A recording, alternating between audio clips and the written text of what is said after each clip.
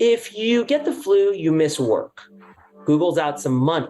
So they want to keep you at work. On the other hand, cholesterol and heart disease, cancer and heart disease, these are things that are going to affect you in 30 and 40 years. Google does not want to prevent something that's going to affect you in the future because it's going to cost them money now. And frankly, when you get it, it's the next guy's problem. And so what you realize is we've created an entire healthcare system that's focused on keeping you at work, not keeping you alive.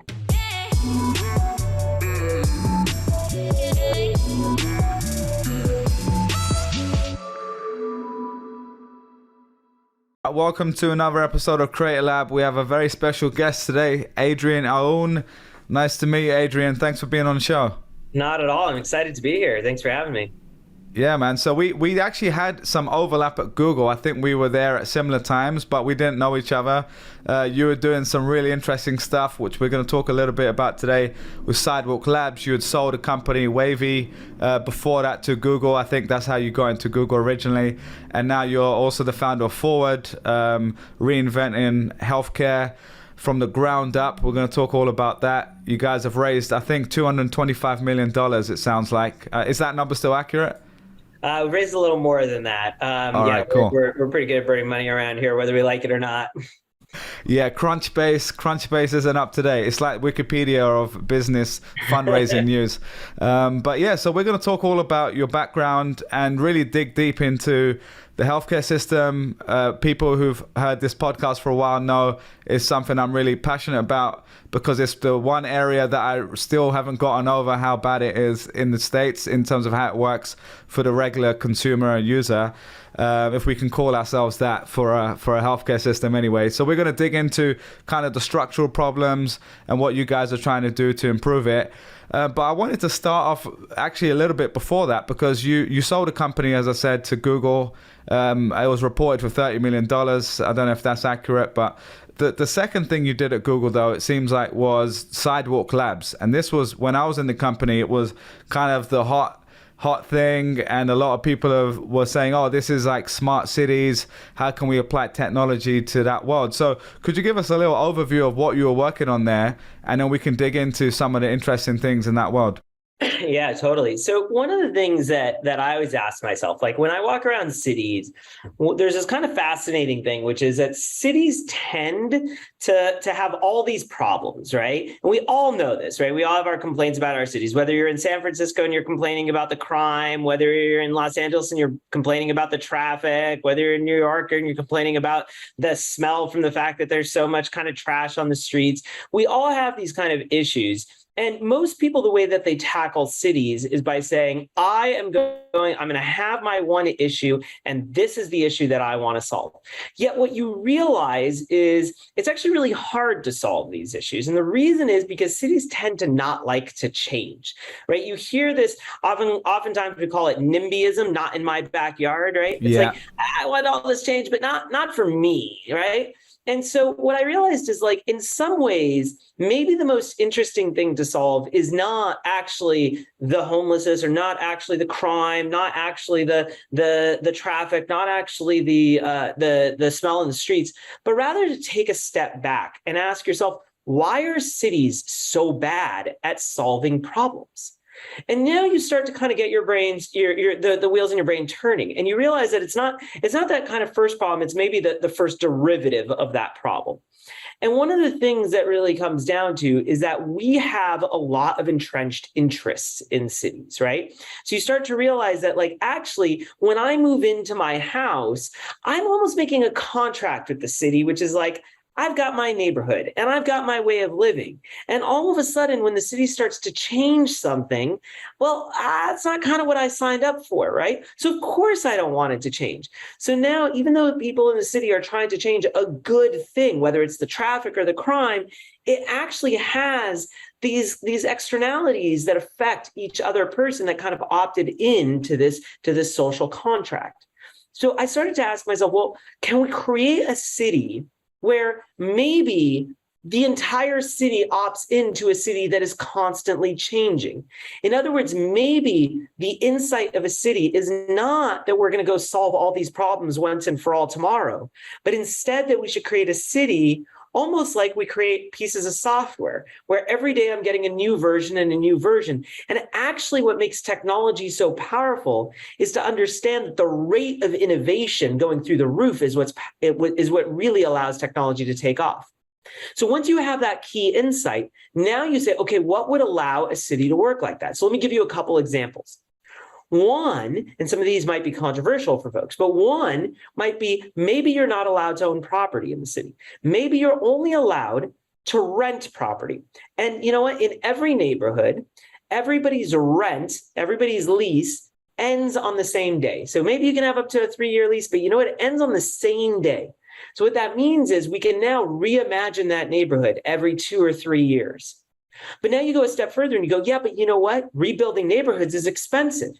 So now you start to ask yourself, well, what would it look like if I could tear down and recreate buildings, not for hundreds of millions of dollars or tens of millions of dollars, but instead for hundreds of thousands of dollars and tens of thousands of dollars? So you ask, well, what do you mean? Like, how would you even do that? So we started asking ourselves some fundamental questions. Why are buildings really expensive? And a building is this really funny construct, which is, what is a building actually doing? And you know, a building, one of the main things that it does, like what makes a building so sturdy, so structural, ironically, most of it is not to keep you safe from the rain and stuff like that. It's actually to keep you safe from wind. Believe it or not, most buildings can withstand some wild amounts of wind, like 80 mile an hour, 90 mile an hour winds, because those might come every 50 or 100 years. But you know what? When it comes, you're going to be really glad that that building can withstand it. So believe it or not, one of the things that we explored is imagine a city that had an enormous dome over the entire city, like almost something you read in a sci-fi book, like a dome so big that if you're in the city, you can't even see it. It's like literally so high up and transparent that you literally couldn't see it. But it protects the city from the elements. What that would allow you to do is create buildings out of such lightweight materials that, again, every 2 or 3 years, we could just tear down a city and reimagine every single neighborhood. Now imagine that you didn't allow cars in the city. Again, now a city becomes much easier to reconfigure. And so these are the sorts of constructs that we started to imagine. We said, don't think of a city as the end product, almost think of the city as the platform that supports the end products being constantly changed. And as you go down that path, you start to really come out with what I would say are some very interesting solutions that we haven't really explored as a society today. Today, when we want to innovate in cities, mostly what we do is we create new cities. You see this in the Middle East, you see this in Asia. They're building tons of new cities, the smart city of the future, but they're never taking their existing cities and saying, let's truly renovate them. And that, to me, is one of the most interesting problems that you could possibly go after when you consider that the vast majority of humanity lives in the cities we have today. Very cool, man. Yeah, I never thought of that, and I'm still wrapping my head around the dome example. And just to be specific about that, would that be to, like you said, protect you from the elements like wind, etc.? But what about like weather, like rain? Because I'm English, so this is something I have to think about. Yeah. So what about something like that? So let's dive into how you would technically build this. So let's imagine you wanted to create the world's largest enclosed structure. Let's start with a dome that is that's 1 kilometer in diameter. Okay. The first thing you say is, well, Adrian, I just need to get this thing up there. How am I going to even hold it up? So maybe you don't make a dome out of, I don't know, glass. Glass is really heavy. Maybe you make it out of a very lightweight plastic. So let's go with just an example, a material called ETFE. I don't know if you've heard of ETFE, but if you remember, no, what's that? It's ethylene tetrafluoroethylene. So think of it as it's a lightweight plastic. If you remember when you were in school, your teacher probably wrote on those transparencies, right? When they were projecting, it looks like those transparencies, except, it's basically the strength of glass, but it's flexible. But incredibly, it's like saran wrap, but very fancy saran wrap. Now, why is this interesting? Well, it's so lightweight that actually, if you think about it, that dome would actually lift itself. You know what do you mean it would lift itself? Well, remember how like hot air rises? Well, cities produce a lot of hot air. It would actually literally just hold itself up. In fact, you'd have to puncture holes in it so that it doesn't just literally rip and float away. So now you ask yourself, okay, well, what happens to, for example, the sun? Well, you can literally just go put solar panels on it, and you can start to collect an enormous amount of energy. So that's really nice. You can, if you think about it, it's a really nice natural rainwater collector, right? So the rain will land on it. It'll kind of come down to the edges and create a really nice basin so you can collect water. Of course, it'll protect you from things like wind. But if you think about it, we now took all the outer layers of a building and we centralized them in one structure that's really damn good at its job, so that the building can really be more about creating the environment that you want, not also trying to protect you from the elements. Got it. Okay, Matt. Well, you've clearly thought about this, and and just so I also wanted to mention, you were director of special projects for the CEO of Google. Was this the same role, or were there two different things? Yeah, no. So this was the same role. So basically, my story or my path at Google was they acquired a company I had done in the AI space, which is basically kind of deep learning applied to natural language, like teaching computers to read and understand language. Just think of it as the sort of stuff you do with Siri. And then I kind of helped Google build a bunch of the AI division that's now doing really well. But then what happened was our CEO was at the time was Larry Page, who I'm sure you know, and Larry. I've heard of him. I've heard of him. Yeah. Yes, as many of us have. And Larry asked me to come work for him. So I spent the next few years kind of helping Larry, honestly, with a bunch of kind of the crazier Google projects. So obviously we created Alphabet, and then I ended up kind of creating Alphabet companies out of these. Was this counted as one of the moonshots? Or was that something separate? Yeah. The moonshots, a lot of them were in kind of Google X, which was kind of and more that was Sergey, right? Yeah, and I was kind of separate than that. Awesome, man. And so just to kind of tie a bow in that, like, where are we now with, the status of these sort of cities actually existing? Because I know when I was there, even there were a few kind of trials being run in certain maybe smaller cities or something like that. Yeah. And like, what do we need to do to actually get to a place where some of these are actually fully functioning with lots of people living in them? Just curious if you know anything about that. Yeah. So one of the tough parts about being Google these days is that you think of Google as this behemoth that comes with so much capability, so much money, so much technology, so much human power, so much IQ, so many connections. But actually, it turns out that Google is more an impediment to innovation these days than it is a superpower, a supercharger to innovation. Now, what am I saying by that? Well, as an example, after I left Google to start Forward, Sidewalk actually tried to go launch a city up in Canada. And before Sidewalk had finished the press announcement, oh my goodness, every single local entity, institution, activist was like, what? Google wants to do what with my data? And it's like, well, hold on, take it easy. But you get why, right? Everybody's so worried about these very large companies having so much power and so much influence that could you imagine living in a Google city? That honestly, it kind of doesn't sound that great. Like, I'm not going to lie, there's definitely issues with that. You can say that now you left, right? I say it while I was there, candidly. Yeah, no, fair enough. Yeah. And I mean, there are some reasons why Ford's not an Alphabet company. And so yeah, I think it actually is really, really hard when to do real innovation when you're that big. And there's one of the reasons why startups exist. Now, Sidewalk, I don't want to speak on their behalf. They've got a bunch of cool innovations that they are doing these days. But it is certainly hard to go at the scale of what we were originally pushed for, and certainly what I had hopefully envisioned. Got it, man. Yeah, well, that's a great precursor to what we're just about to talk about, because you're talking about essentially regulation and protests and reasons why you can't do things. And I can't think of another industry more fitted towards that than healthcare, especially in the States. Yeah. So let's talk a little bit about Forward. Could we paint a picture of what Forward is? And we can start digging into the problems. But what is Forward, if you were explaining it in an elevator pitch? Yeah. Well, first off, I try not to give those elevator pitches anymore. But okay, so one of the things that you kind of have to ask yourself is when you kind of look around, right? There's order of about, I don't know, 7.98 billion people on the planet, right? But when you actually look at the kind of care that they have, less than 2 billion of them have access to any form of real healthcare, anything you and I would call a real form of healthcare.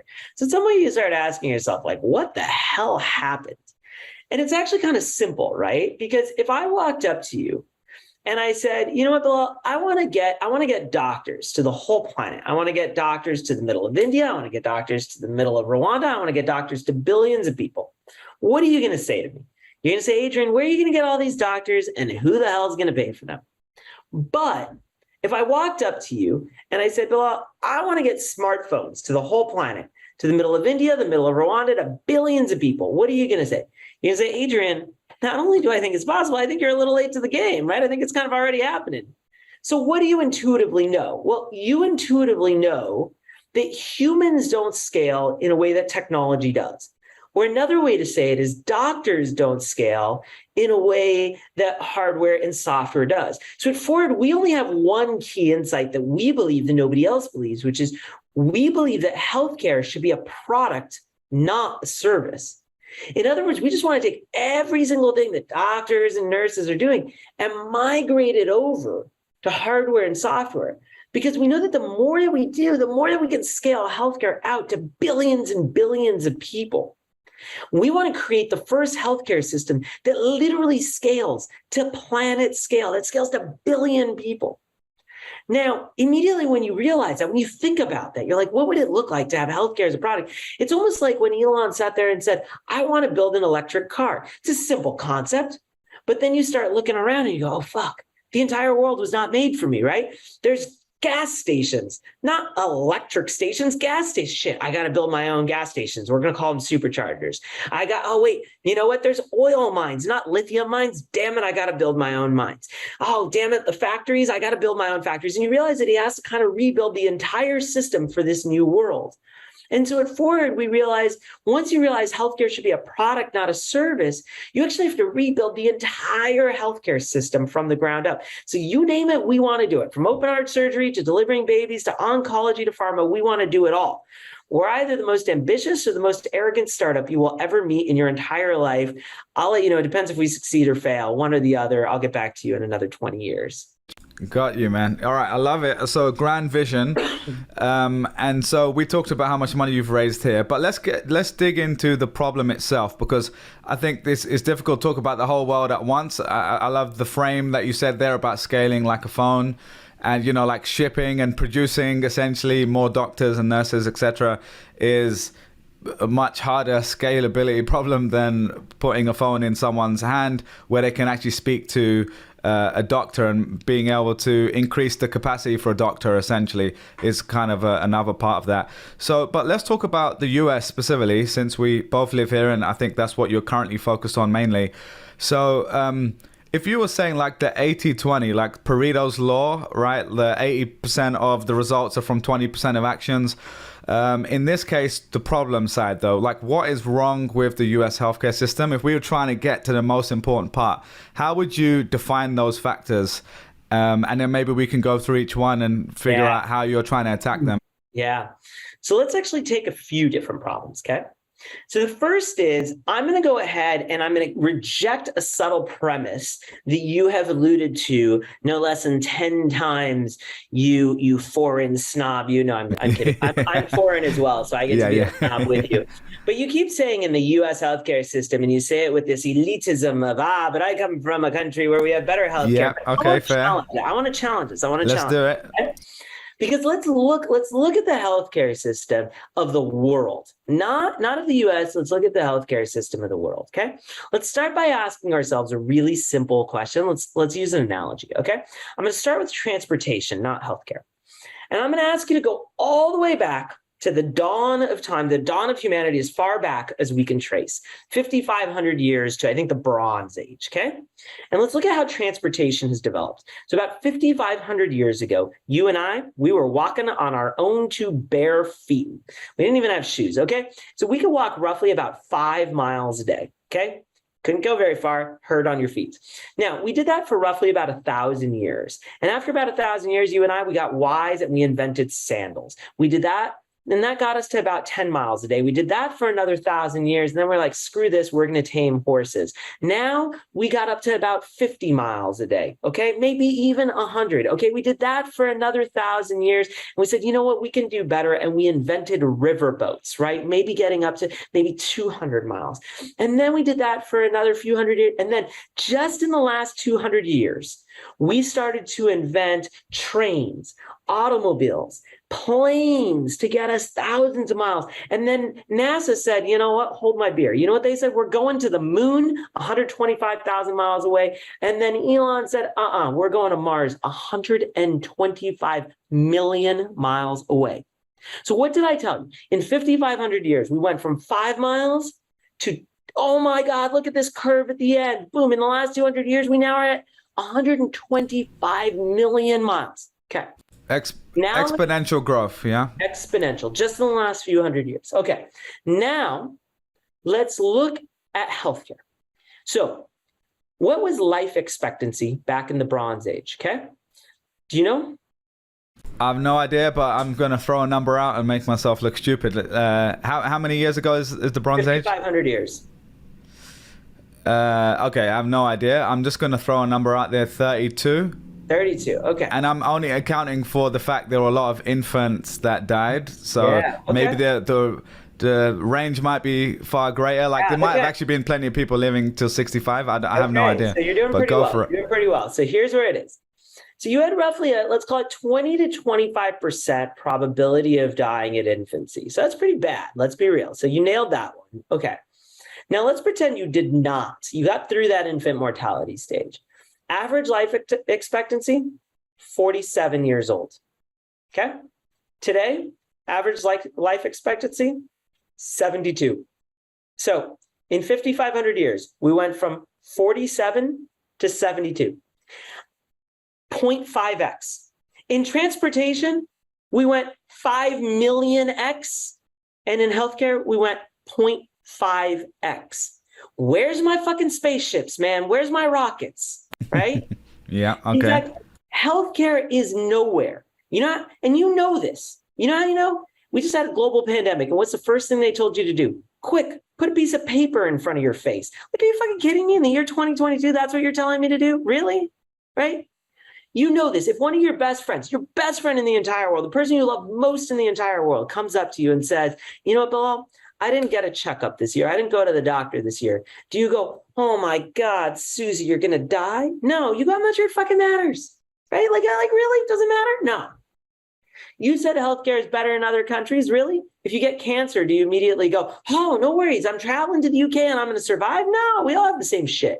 Like, it all sucks. It's all trash. So can I just add, just to add context, what I mean by, and I love the frame and I love the exponential curve you painted, and now I'm like, okay, we're just stagnant, right? What I mean by that is probably an anecdotal thing, but also speaking to people. I think it's more, you feel it more here. So I'll just paint a picture of what I mean by this in terms of, there's so many problems with the NHS and the Canadian healthcare system. So I'm not saying they're perfect by any means, but as someone who is now self-employed, I pay, just to paint a picture for people who aren't from the US, it's going to go up to $750 a month for very basic healthcare, where my deductible for the year is $8,000, right? So $750 a month, right? So whatever that is a year.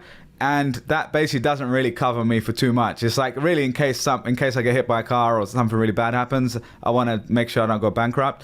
And what I mean by that is, in the UK, where I did grow up, and I know you've spent a lot of time in Europe as well, I could still go to the hospital for free and not have to have that burden. And now you could break that down and say, actually, you're paying for that in taxes, you're paying it for in other ways.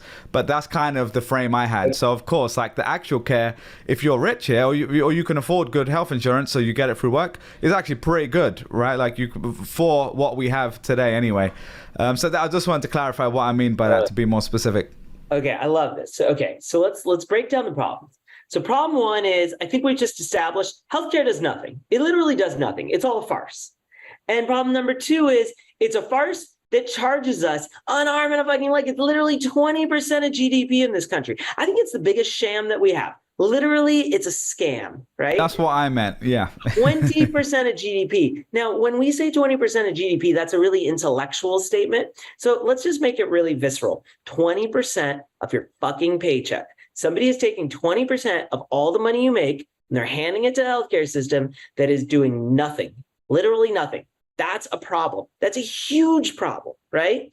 And that's what we need to change. So now you start asking yourself, okay, now that we understand the problems, how do we change it?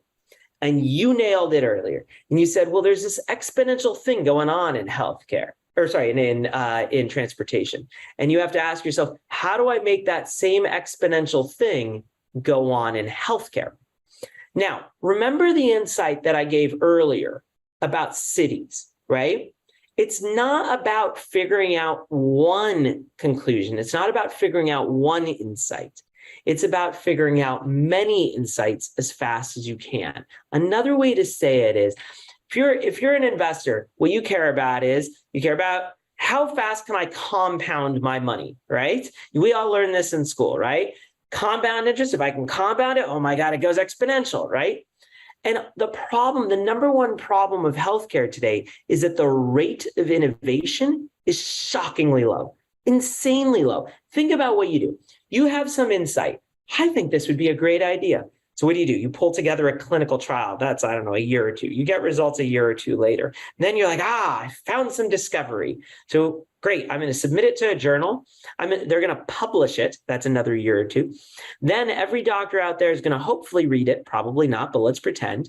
And then they're going to somehow commit it to memory. If you're crushing it 5 years, if you're not 10 or 15, that is our pace of innovation. Now let's think about the pace of innovation in the world of mobile computing. You sit at home, you have an idea, you ship it, you get results tomorrow. Kevin Systrom walks around and says, I built Instagram in a weekend. And it always kind of pisses me off. It's like, sure, you built Instagram in a weekend after 10,000 engineers built the world's best glass, the world's best camera, the world's best operating system, the world's best cell towers. You came, you put icing on the cake. Like, for crying out loud, you built a camera app, you don't know how the camera works. But in some ways, this is why the mobile computing revolution took off. Because a 22-year-old at Stanford could have an idea and push it out to the world and get results literally that day. We need the same thing in healthcare. We need that same platform for innovation in healthcare. In fact, in some ways, the people who should be the most innovative in healthcare are the Kaisers of the world. They're sitting on the healthcare system, but they are not. They are not innovative. They are not changing. Now ask yourself why. And it's because they were never built from day one with this idea of change into how they operate. The same way that we were building Sidewalk with this notion of let's change constantly, that's how we've built forward. So let me give you an example. The other day, we had an engineer start at Ford, brand new software engineer. I think it's her first job fresh out of school, and she's kind of sitting at her desk coding away. And all of a sudden, she just yelps. She goes, ah! And everybody looks and goes, oh, what happened? What happened? It's like, I don't know, her like second or third day on the job. And she's like, I just checked in some code and it went live. It went live to all of our clinics. And everyone looks at her and like, yeah, so? And she's like, guys, it just went live. And she's like, that's crazy. I just checked it in. And so we at Forward do something called continuous integration, which is if you check in your code and it passes tests, we automatically push it out live. And she goes, well, how is that safe? Like, this is a live healthcare system. I just shipped to a live healthcare system. And you see the mentality. The mentality by default is because it's healthcare, we have to move incredibly slowly. What we don't realize is by moving slowly, we're actually killing people. This is an insanely bad idea because we are not innovating. We're not learning the best answer as fast as possible. At Ford, we took a different view. We said, actually, it's incredibly important that we learn absolutely as fast as possible. Now, it's important that you learn to do that safely. You can't push crap out into the world. So you have to get really good at shipping and shipping often, but shipping safely. This is not a Facebook move fast and break things. These things are humans. So, or a worst case scenario where Theranos is the example people think of that went terribly wrong, obviously, in healthcare as well.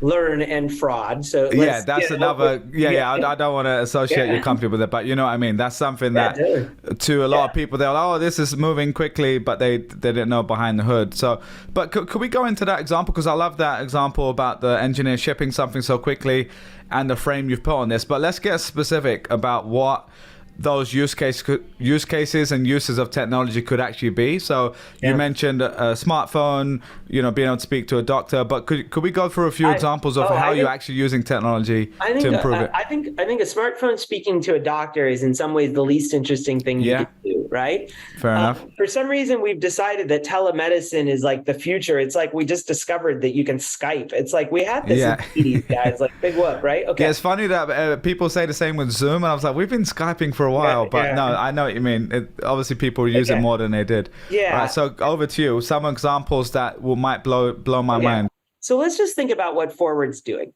and you'll kind of get a sense of how we see the world.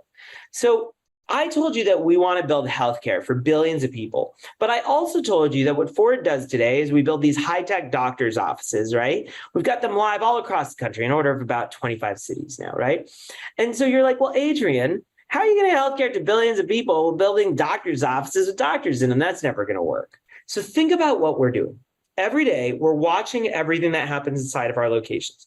So you come, you sit in the exam chair, you talk to your doctor about the flu, and we immediately go, wait a minute, why do you even have to come in and talk to the doctor about the flu?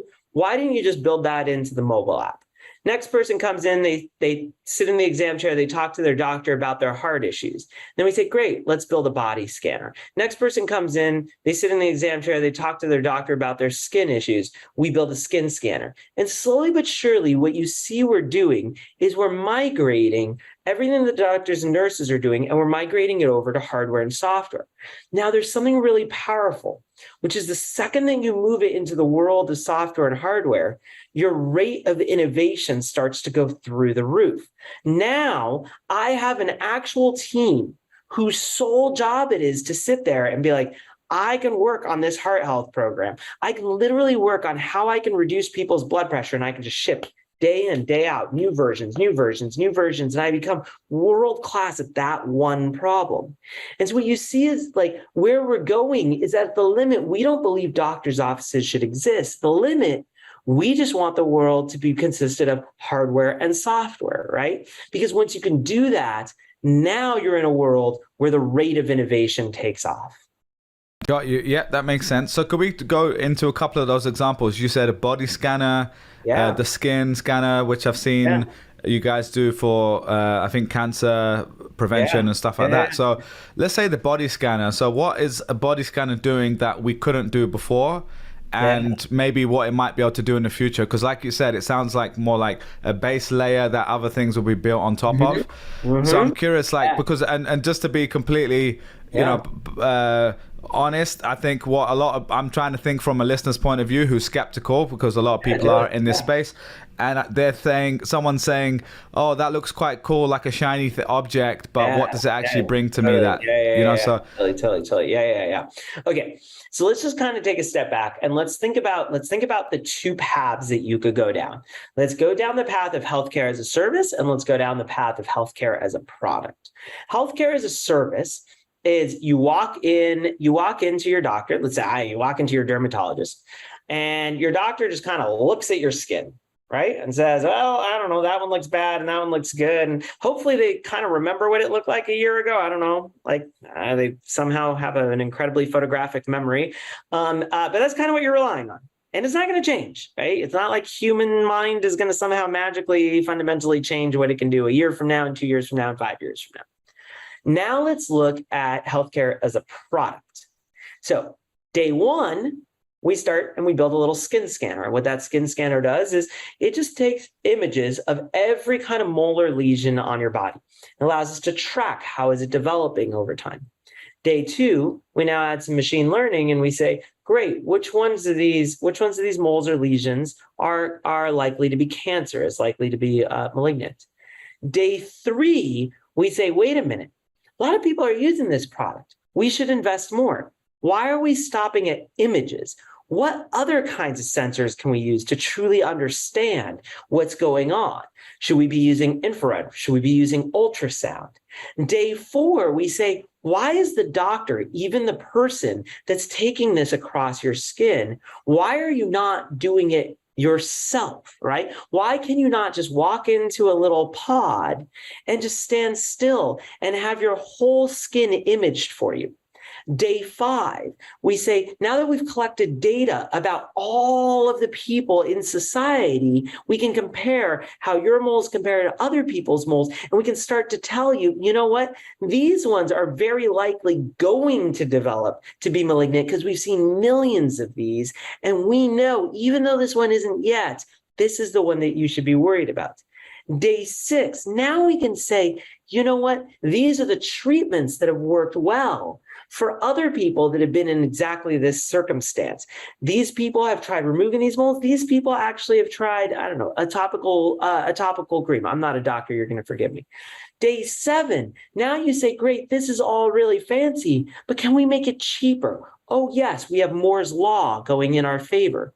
And so that scanner that started by costing $100,000 quickly costs $10,000, quickly costs $1,000. Wait, now it's literally $100?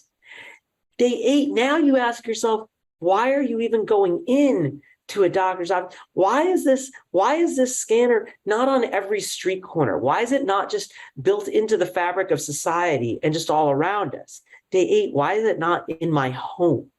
Why am I not just waking up in the morning, walking into the scanner? Day 9, why is the scanner not just built into my closet or my shower? So every day as I'm going about my life, my skin is being checked to tell me if there's any cancerous sign. That is the arc of a product. And again, while that product is developing, what is the human doing? What is the healthcare as a service doing? Well, Bilal, your skin looks good. That's it. Yeah. No change. What would you rather have? Would you rather have one person kind of do the little once over in 5 seconds? Or would you rather have a team of the world's best doctors working with the world's best engineers with billions of dollars of funding and AI and sensors all coming together to nail that one product? I don't know about you. I'd rather have the latter. Yeah, that's a great example. Okay. So now you have to ask yourself, how can we enable that to occur times 100, times 1,000, times 1,000,000? Because that's just one of the issues of healthcare. We all know we can give a million more. And not all of them are illness. Some of them are wellness. We love in healthcare to think about the downside. We talk about the cancers. We talk about the heart disease. But why do we never talk about upside? Why do we never talk about making people greater, right? Why do we never talk about helping you run that marathon faster or be more present or be the person you truly want to be? You know why we don't? Easy. When healthcare is so limited, when you get your 5 minutes a year with a doctor, all we can do is just focus on the things that are truly the most acute. You've got a stomachache, that's what I'm going to deal with. But when you turn healthcare into a product, when healthcare can be something that we access not once a year, but once a day or even once an hour, when healthcare is just ubiquitous, now you start to think about it really differently, right? What would it look like if the world's best doctor was not just saying, hey, here's how to lower your cholesterol, but the world's best doctor helped you achieve happiness? That sounds crazy. You're like, what do you mean? I don't need a doctor to achieve happiness. Really? I'll tell you, I have my happiest times when I'm working out on my bicycle and I'm in the mountains in nature. That's some of my happiest moments, right? That's a physiological response, right? My dopamine's running, I'm being active, right? I have coaches that can help me with that. Isn't it kind of weird that we take the people who understand my body and understand how I operate the best, and we remove them from any sort of upside, we only keep them on downside? This is the world that we need to create. We're early in getting there, but it's totally possible. We just need to dream a little more. Yeah, no, I love that. I love that grand vision. So, could I go into the scan example? Because I know I've heard Chamath on the All In pod, and I don't know if you've listened to that podcast, or I'm sure you know those guys. They've talked about, I forgot the name of the company. I had it saved in my notes app somewhere. There's a company on the West Coast that they had kind of mentioned that they had got scanned, and it was for preventative health, and it was something along the lines of they mentioned it in a bunch of what. Say that again. Prenuvo, maybe. That's the one. Yeah, and so I don't know much about that company. Some of them and me are an investor in it. So full. Oh, cool. Mm-hmm. Oh, cool. Yeah. And so I'm curious, like, actually, could you just share, since you know them? Did you say you're an investor in them as well? Yeah, I am. Cool. So what do they do actually? Just for people who've never heard of them. I am an investor in them. I really don't want to speak out of turn, lest Andrew Lacey calls me and yells at me. So I'm really not going to go that far. But I will tell you, you can check them out, prenuvo.com. But okay, cool. There's a few different companies out there. QBio is another good friend of mine, and what they're trying to do is basically say, can we take scans that today we do not do preventatively, that we do reactively, whether these are things like MRIs or CTs, acknowledging that CTs are incredibly radiative and you should probably not do them regularly. But can we take, in essence, let's call it an MRI, and can you reduce cost and also just make them so accessible that people are doing these things preventatively? Can we truly understand what's occurring with your body? I think this is fantastic. I think this is absolutely wonderful. I would love, as these technologies mature, to integrate these technologies into yeah. That's the question I had, was how, because right now it seems like, there's this curve that we talked about, and we talked about the vision, which I agree with, and I love the grand vision. And I guess the question is, like, what are the steps to get us closer to that? And you talked about Moore's law and the cost of things coming down.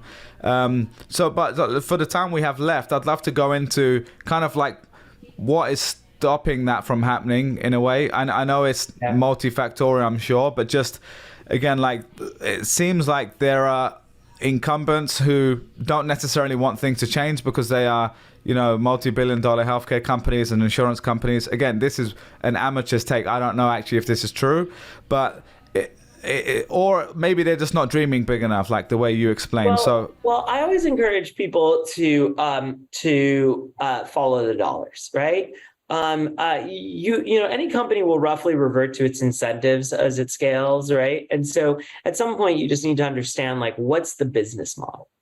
So, Amazon recently bought One Medical, and I actually had the idea to buy One Medical when I was at Alphabet. So I went and I grabbed Tom Lee, the founder, for lunch. He was still there. He was still running the place. And I said, okay, Tom, let's just go ahead and let's just buy you. Like, imagine we gave you $1 billion of spending money. Like, what would you do with it? Like, tell me how you would, like, invest in technology to just, like, change healthcare, every part of it. And I remember he said a line to me. He said, you know what, Adrian? In healthcare, technology investment is not ROI positive. It's seared in my brain, word for word, what he said. And I have sat there thinking, are you fucking kidding me right now? What do you mean it's not ROI positive? In gardening, it's ROI positive. Like, how the fuck is he saying this? It's a crazy statement. Yeah. But think about what he was actually saying. It's a really insightful comment. What he was saying is, actually, when I invest in technology, my business does not make more money. Well, whoa. That's weird. Let's ask why. So we talked about a body scanner. So you have to ask yourself, why does One Medical not have a body scanner? Well, One Medical today, when you walk in, one of the things that they do is they have a nurse or a medical assistant kind of take your vitals. And because of that, they have a billing code. They bill your insurance. Now let's pretend they built a body scanner, and the body scanner replaced that medical assistant or replaced that nurse. You realize by building that body scanner, they would make less money. They wouldn't be able to bill for that procedure. So you realize doing the right thing for the consumer makes you less money in the world of healthcare. That's the incentive there, right? As you mentioned. Correct. And so all of a sudden you go, what the fuck? Now let's take even a further step back. Remember how I like kind of my first derivative and second derivative? Okay, well, let's go to the second derivative and be like, well, why? Why do we set up a system like this? Why? This sounds crazy. Like, of course we want the system to do the right thing. So why do we set up a system like this? And so you got to kind of ask yourself, like, who's paying for healthcare? And you realize, like, at its core, like, the employer is paying for healthcare. So why does this matter? Well, the average tenure of an employee with an employer in the US, a few years. 2, maybe even 3 years. So let's go ahead and look at how the healthcare system operates. Well, when you were at Google, every year Google would come up to us, I remember this vividly, and be like, you know what, Bilal, time to get your flu shot, time to get your flu shot. There are all these flu drives every year. Well, Bilal, how many people do you know who are dying of the flu? Not that many. Yeah, 0. Let's be real. How many people do you know are dying of heart disease or cancer? Lots of people. Okay. Did Google ever walk up to you and say, Bilal, let's talk about your cholesterol. Let's talk about your blood pressure? No. Yeah. Why? Well, what you realize is if you get the flu, you miss work. Google's out some money. So they want to keep you at work. On the other hand, cholesterol and heart disease, cancer and heart disease, these are things that are going to affect you in 30 and 40 years. Google does not want to prevent something that's going to affect you in the future because it's going to cost them money now. And frankly, when you get it, it's the next guy's problem. And so what you realize is we've created an entire healthcare system that's focused on keeping you at work, not keeping you alive. Think of how terrible that is. Yeah, that's sad. Well, and that's a great question, great point that brings up a question which kind of relates to what we talked about, the European approach or my anecdotal experience of the British healthcare system. Is you said healthcare here is pretty much paid for by the employer, whereas let's say in the UK, to be specific, is paid for by the National Health Service, which is paid for by our taxes. And so you would argue, for both of you and I are fans of innovation and entrepreneurship and business, but there are a few areas where I would say, okay, profit should not be the objective here. That long-term well-being, the ability to have a thriving, group of people that are in your country should be the incentive. But then there's also limitations there because most politicians are working on 4-year timescales as well, similar to the problem you just mentioned before. So I guess the question is, like, where's the soul for either of these two things? Is it just making it private and making people pay directly the way you guys are kind of proposing? Yeah. So I don't think private is going to cover everything, but I think it might cover a lot more than you imagine. So imagine you and I 20 years ago were chilling at our public library and you and I were just sitting there and we're like, man, we like books. We think books are awesome. And you know what? We're good people. So we say, we think everybody should have books. We think books are great. So you and I start talking about universal libraries and passing, laws where governments are going to pay for everybody to have libraries and it's going to cost a lot, but whatever, we're going to do it. That's one strategy. But in the corner, there's these two guys named Larry and Sergey that are looking at us like a bunch of fucking idiots going, guys, we're just going to build Google.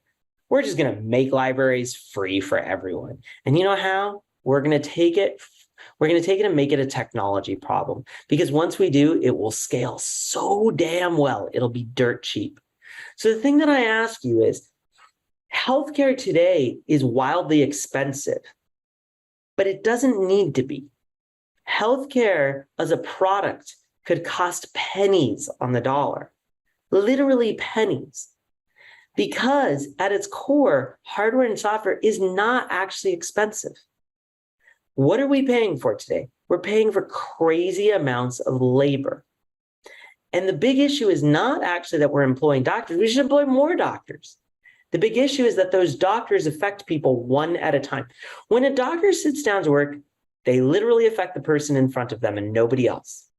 When I was at Google, worked on the search engine, right? I could write code that went out to 3 billion people later that day. Like, what? Why? What's the difference? Why is it that I get to affect 3 billion and a doctor gets to affect 1? Is it because I'm more altruistic? No. Because I'm more intelligent? No. It's because of one thing and one thing only. My tools are better. When I sit down to work, I sit down at a laptop, which is like the sum culmination of all human advancement in a beautiful 2-pound device.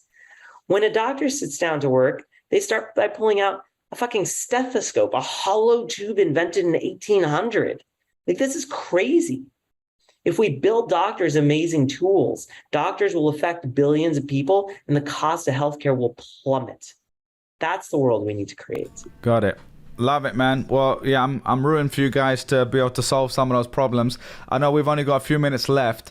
Just the last kind of question I have to round us out is, if we look at, you talked about scanners. I know you guys do blood testing on site as well in a very rapid fashion. There's wearables world. I can't tell. Is that an Aura ring or something like that on your? On my, yeah, I've got an Aura ring and I've got an Apple Watch. Both. Me too, yeah, I have them all as well, and I've got the CGM in my arm, which we've had levels on the show as well. Awesome. So most of these things, they're not like my Aura ring, for example. I don't have to have an Aura ring. It just helps me. I like seeing the data personally. And I think if I was showing that to a doctor, I think that's worth them seeing as well. Similar with the CGM. And if you're listening to this, you don't know what I'm talking about, go back to the episode we did with the founder of Levels. And just for me to be able to make that more personalized and see, I ate this food, this is how I reacted to it, based on glucose anyway.